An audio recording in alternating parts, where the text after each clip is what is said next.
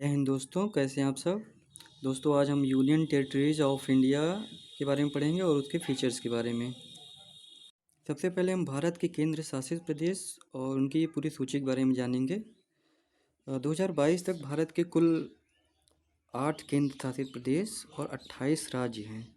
दादरा और नगर हवेली और दमन और दीव के केंद्र शासित प्रदेशों को 26 जनवरी 2020 को एक एकल केंद्र शासित प्रदेश के रूप में मिला दिया गया है।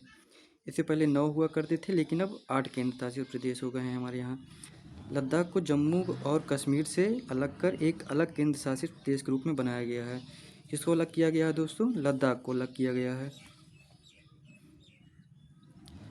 अब देखेंगे दोस्तों कि केंद्र शासित प्रदेश कितने हैं। ये 8 का नाम हम देखेंगे बारी बारी से।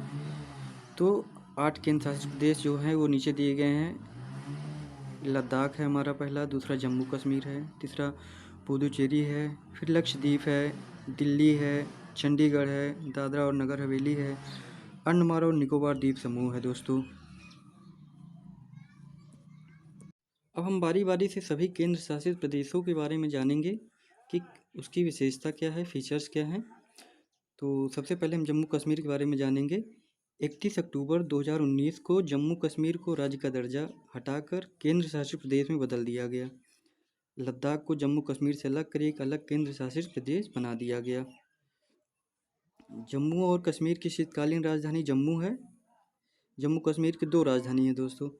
जो शीतकालीन राजधानी है वो जम्मू है और जो ग्रीष्मकालीन राजधानी है वो श्रीनगर है।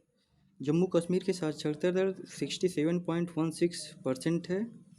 केंद्र शासित प्रदेश जम्मू और कश्मीर की सबसे महत्वपूर्ण भाषाएं हिंदी, अंग्रेजी, डोगरी और कश्मीरी हैं। आगे हम अंडमान और निकोबार द्वीप समूह के बारे में देखेंगे। अंडमान और निकोबार द्वीप समूह का कुल क्षेत्रफल 8,249 वर्ग किलोमीटर है। अंडमान और निकोबार द्वीप समूह के केंद्र शासित प्रदेशों में 38 बसे हुए द्वीप हैं। पोर्ट ब्लेयर अंडमान और निकोबार द्वीप समूह की राजधानी है। तो राजधानी इसकी क्या है? Port Blair.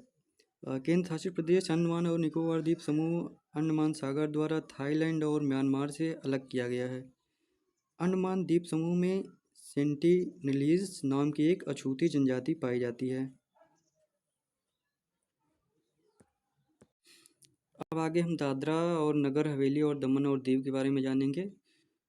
2011 की जनगणना के अनुसार केंद्र शासित प्रदेश दादरा और नगर हवेली और दमन और दीव में लिंग अनुपात 774 था। दादरा और नगर हवेली और दमन और दीव में समग्र साक्षरता दर 76.2% थी। केंद्र शासित प्रदेश दादरा और नगर हवेली और दमन और दीव में बोली जाने वाली भाषाएं गुजराती, मराठी, पुर्तगाली, हिंदी, वर्ली और कोंकणी है। कौन कौन सी भाषाएं हैं? गुजराती, मराठी, पुर्तगाली, हिंदी, वर्ली और कोंकणी।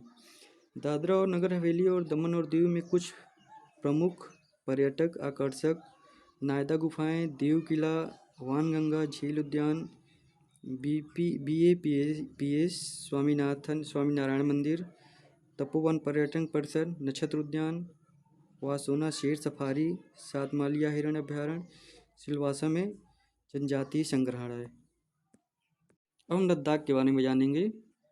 लद्दाख लेह की राजधानी है। लेह लद्दाख की राजधानी है। लद्दाख का सबसे बड़ा शहर लेह है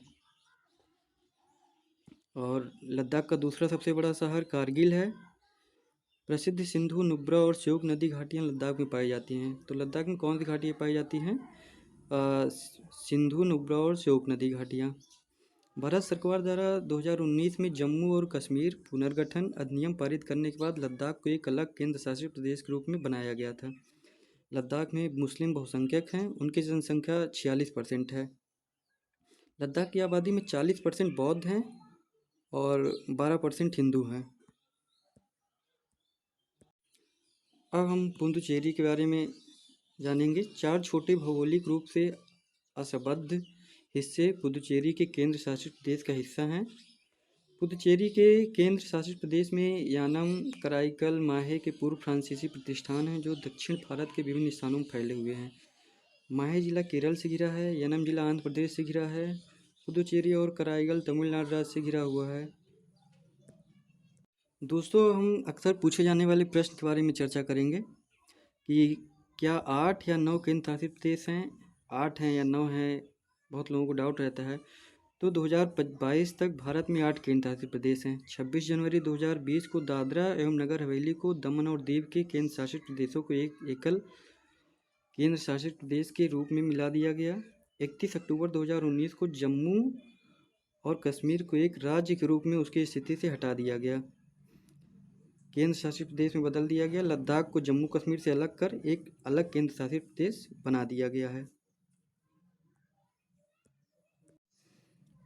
बहुत से लोग पूछते हैं पुडुचेरी की राजधानी क्या है, तो पुडुचेरी की राजधानी है,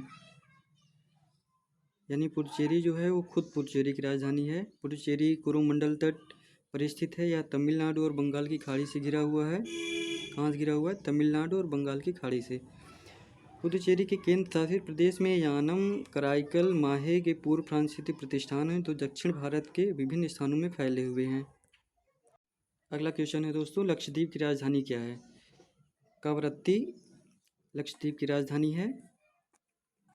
कवरत्ती अपने पर्यटन स्थलों, शांत लैगून और समुद्री तटों के लिए प्रसिद्ध है। कवरत्ती केरल के कोच्चि से लगभग 4 किलोमीटर दूर है। कवरत्ती की सिर्फ 3% आबादी गरीबी रेखा से नीचे है। 55% जनसंख्या पुरुष है और 45% जनसंख्या महिलाएं हैं। कवरत्ती में सबसे अधिक बोली जाने वाली भाषा जो है मलयालम है। दोस्तों केरल से ये नज़दीक है, इसलिए इसकी सबसे ज़्यादा जो बोली जाती मलयालम है, महल और अंग्रेजी है। दोस्तों अब आता है कि जम्मू कश्मीर की राजधानी क्या है। तो जम्मू कश्मीर की 2 राजधानियां हैं।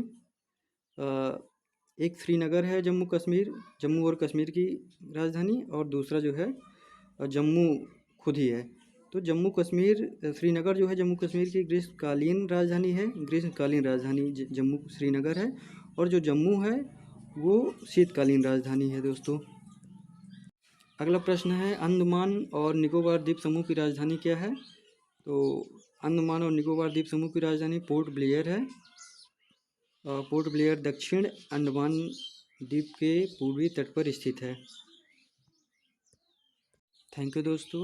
आज का वीडियो कैसा लगा आपको? अपनी राय ज़रूर कमेंट बॉक्स में दीजिए। Thank you.